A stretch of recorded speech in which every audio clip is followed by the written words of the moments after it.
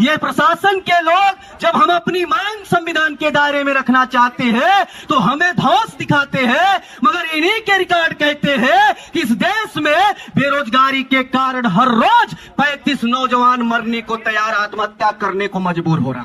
और ये आत्महत्या करने का जो नौजवान मजबूर हो रहा है, इसका कारण क्या है? इसका कारण यह है इस देश की जो सरकार है, ये जो निकम्मी सरकार है, जो आरएसएस हाफ चड्डों की बनी हुई सरकार है, ये हाफ चड्डों की पैदाइश सरकारों ने हमारे छात्र नौजवानों का भविष्य गर्त में डालने का योजना बनाया।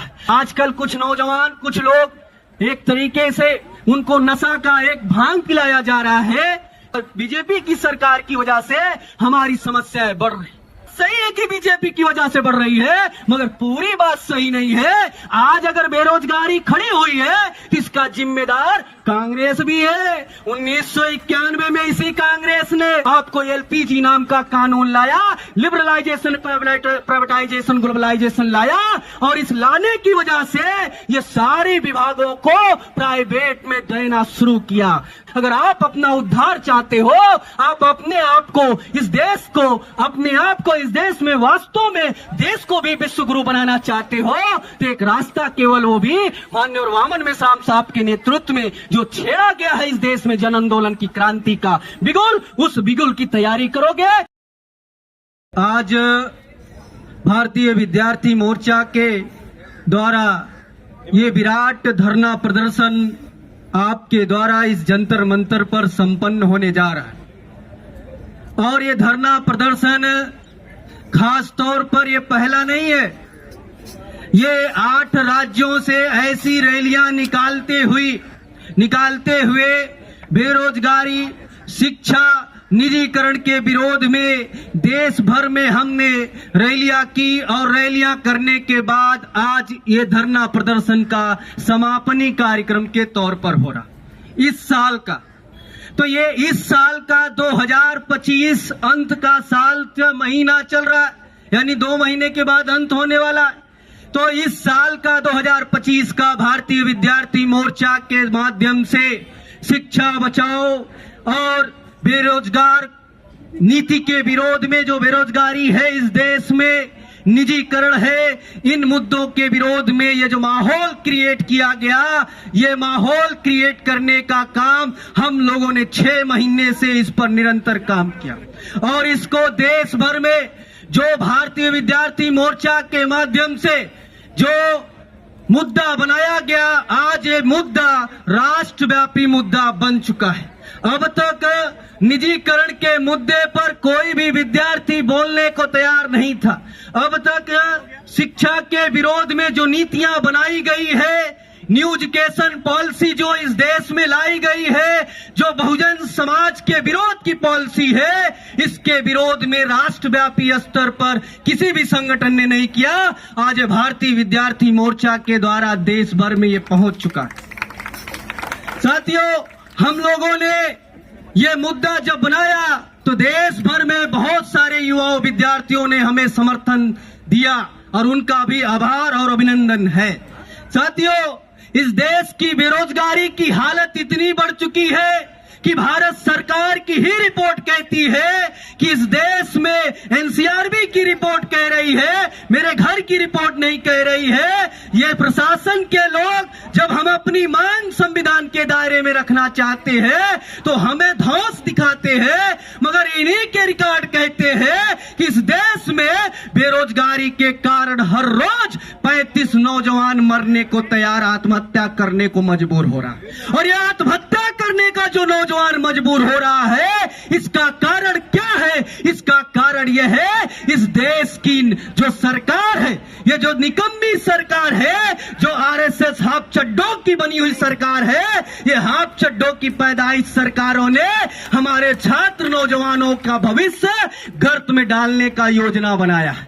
और ये गर्त में ही नहीं डाला, योजनाबद्ध तरीके से काम चल रहा है। आपको न्यू एजुकेशन पॉलिसी के अकॉर्डिंग आपको आने वाले समय में 10 साल के अंदर आपको पता चल जाएगा। अभी आना शुरू हुआ परिणाम, आपको 10 साल के अंदर ये परिणाम पता चल जाएगा कि जो आप अपने बेटे को डॉक्टर इंजीनियर बनाना चाहते हो, ये प्रशासन के भी लोग अपने बेटे को डॉक्टर इंजीनियर बनाना चाहते होंगे, मगर आज उसी डॉक्टर इंजीनियर को बनाने के लिए कम से कम 90 लाख रुपए एक डॉक्टर को बनाने के लिए तैयार करना पड़ता। इतनी शिक्षा महंगी हो गई है। एक छोटे क्लास का बच्चा जिसकी उम्र 5 से 7 साल की बीच की होगी, वो कॉन्वेंट स्कूल में पढ़ता होगा, उसकी भी फीस यही कर्मचारी के लोग देते होंगे, कम से कम महीने का 10,000 रुपए देते होंगे।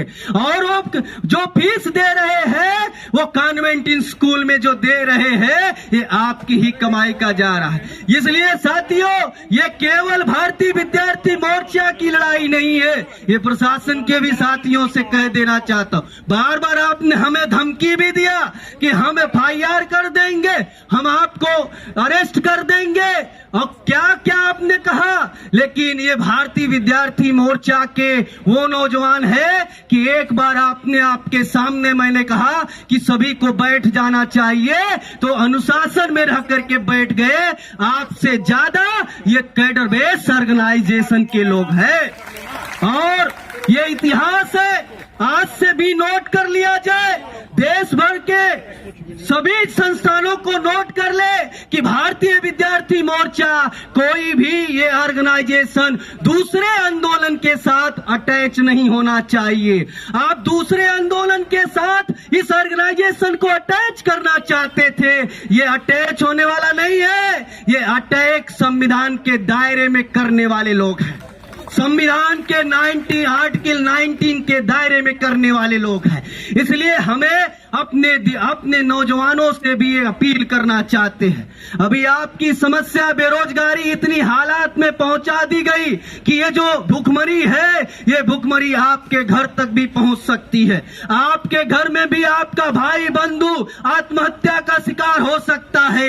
अब आपने अगर ये आत्महत्या का शिकार रोकना चाहते हो तो आपके सामने मात्र एक ही विकल्प है कि यहां से जाने के बाद घर मत बैठना, यहां से जाने के बाद अपने ब्लॉक पर, अपने न्याय पंचायत पर, हर यूनिवर्सिटी, हर महाविद्यालय में ये झंडा गाड़ देना, पटाखा फहरा देना झंडे का। और आज से ये बात ऐलान की जाती है कि अब हम 2026 में, अब तक हम 25 में यूनिवर्सिटीज में नहीं हस्तक्षेप करते थे, मगर आज से ये इस कार्यक्रम के माध्यम से ऐलानिया कह रहे हैं, हम अपने विद्यार्थियों से भी कह रहे हैं कि यहां से जाने के बाद आप सभी साथियों ज्यादा से ज्यादा संगठन का निर्माण अपने विश्वविद्यालय महाविद्यालय में शुरू कर दो, और हर स्तर पे शुरू कर दो। अगर ये लड़ाई जीतना चाहते हो तो आपको इस लड़ाई जीतने के लिए संगठित शक्ति जरूर निर्माण करनी पड़ेगी, और खास तौर पर विद्यार्थियों को अपना निर्माण करना होगा। साथियों, ये बात हम लोगों को समझने की जरूरत है। इसी मैदान में कुछ दिन पहले पेपर लीक, SSC के पेपर लीक को लेकर के कुछ टीचर्स बंधु के माध्यम से आंदोलन हुआ, और वहां पर बहुत सारे अनियमितता और लाठी चार्ज इस प्रशासन के लोगों के द्वारा किया गया। उसकी हम भर्त्सना करते हैं, मगर इस बात का भी करते हैं जो असंवैधानिक तरीके से जो उन्होंने ये कोशिश की, वो भी इसके जिम्मेदार है। तो साथियों, इस देश में 65 पेपर अब तक लीक हुए, और उस 65 पेपर में मात्र 5 साल के अंदर 65 पेपर लीक हुआ, और 65 पेपर में से 45 पेपर जो लीक हुए हैं वो केवल सरकारी भर्ती के पेपर हैं। हर पेपर जो आपसे बच्चों को भरवाया जाता है उसका शुल्क कम से कम 100 रुपए से लेकर के उसका शुल्क 4000 तक सरकारें लेती है ना।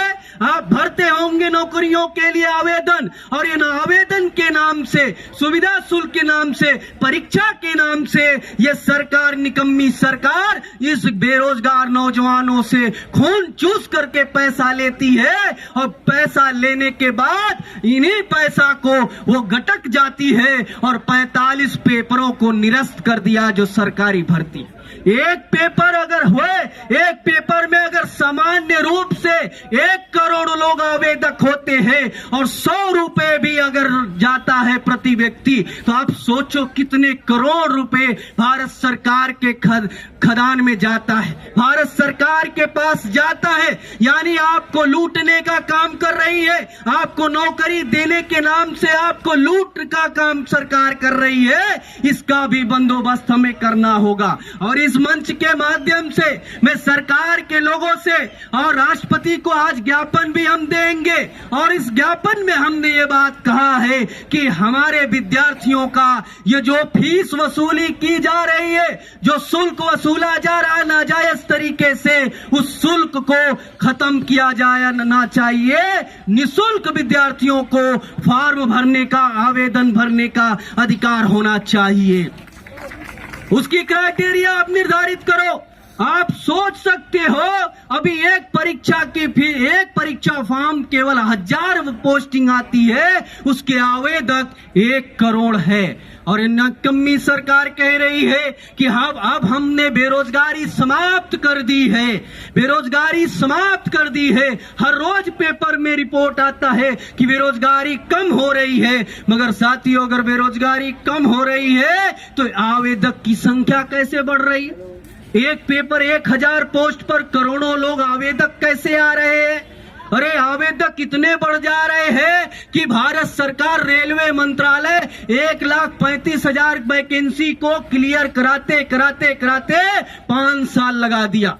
उनकी परीक्षा लेते लेते, उनका रिजल्ट आउट करते करते, ये हालात है देश की। ये चले थे विश्व गुरु भारत को बनाने के लिए। साथियों, शुरू हुई थी, नरेंद्र मोदी ने 2014 में कहा था कि हम 2 करोड़ नौकरियां देंगे।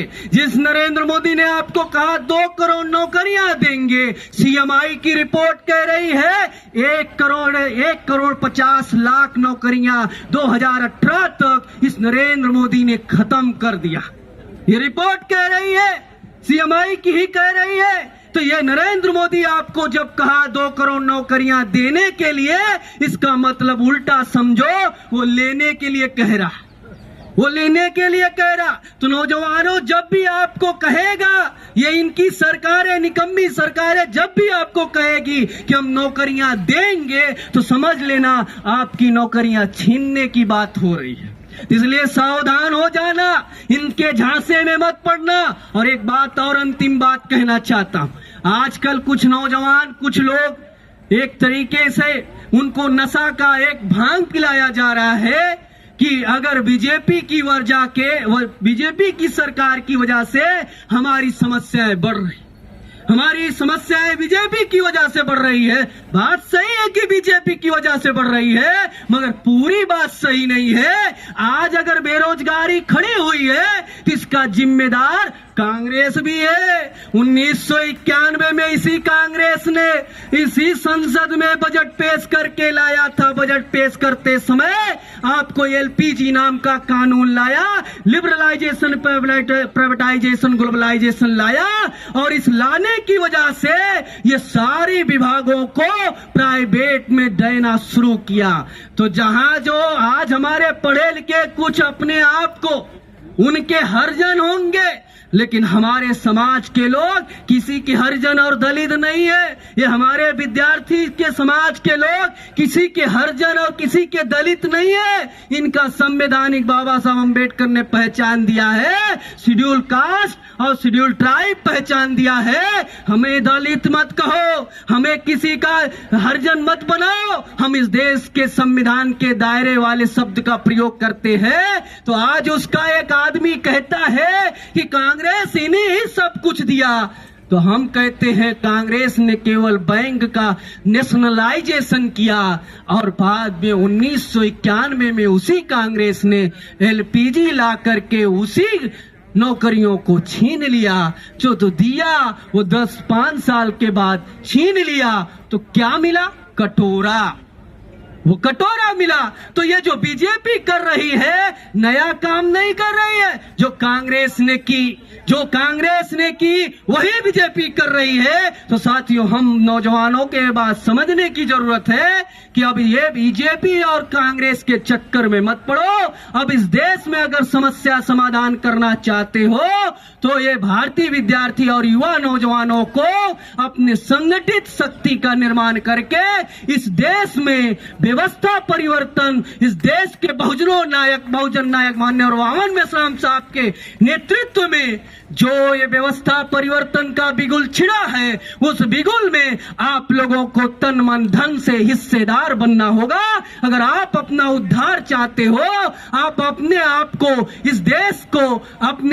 इस देश में वास्तव में देश को भी विश्व गुरु बनाना चाहते हो, तो एक रास्ता केवल वो भी माननीय वामन मेश्राम साहब के नेतृत्व में जो छेड़ा गया है इस देश में जन आंदोलन की क्रांति का बिगुल, उस बिगुल की तैयारी करोगे। अगर ये तैयारी सफल होती है तो हमारी सारी समस्याओं का समाधान होगा। आपने हमारी बात सुनी, बहुत बहुत धन्यवाद।